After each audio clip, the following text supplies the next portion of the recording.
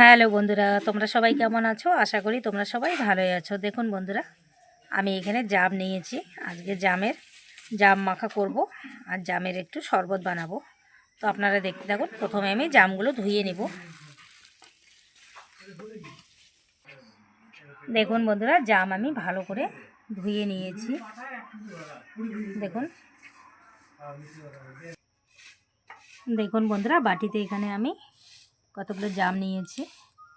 এগুলো তো আমি শরবত বানাবো, তাই এইভাবে এইরকম করে নেব। আর আপনারা কিন্তু মিক্সিতেও করে নিতে পারেন, যেহেতু নরম জাম আমি হাত দিয়ে থেতলে নিব।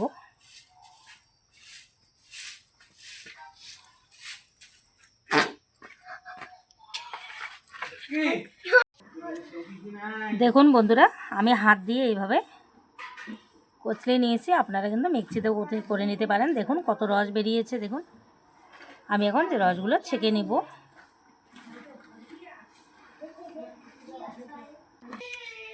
দেখুন বন্ধুরা, রস আমি চিপে একদম বের করে নিয়েছি ছেঁকে। দেখুন কত সুন্দর হয়েছে রস। এখন দিয়ে দিচ্ছি পরিমাণ মতো লবণ, দিয়ে দিচ্ছি একটু লঙ্কা গুঁড়ো।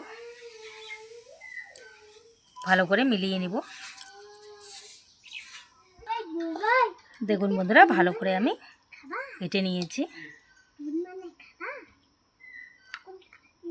কত সুন্দর হয়েছে দেখুন।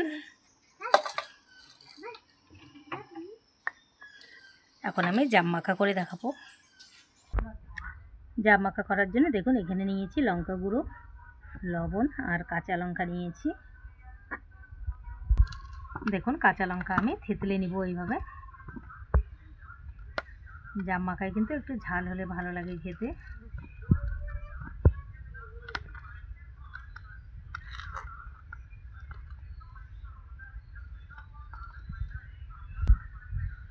দিয়ে দিচ্ছি লবণ, লঙ্কা গুঁড়ো, দিয়ে দিচ্ছি একটু কাঁচা সরষের তেল। এখন ভালো করে মেখে নিব।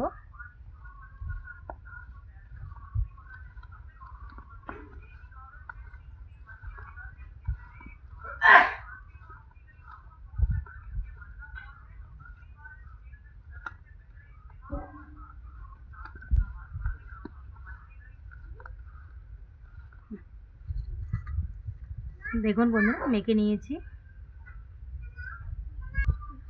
দেখুন জাম মাখা আমার হয়ে গেছে। কত ভালো হয়েছে, দেখেই কিন্তু খেতে ইচ্ছে করছে।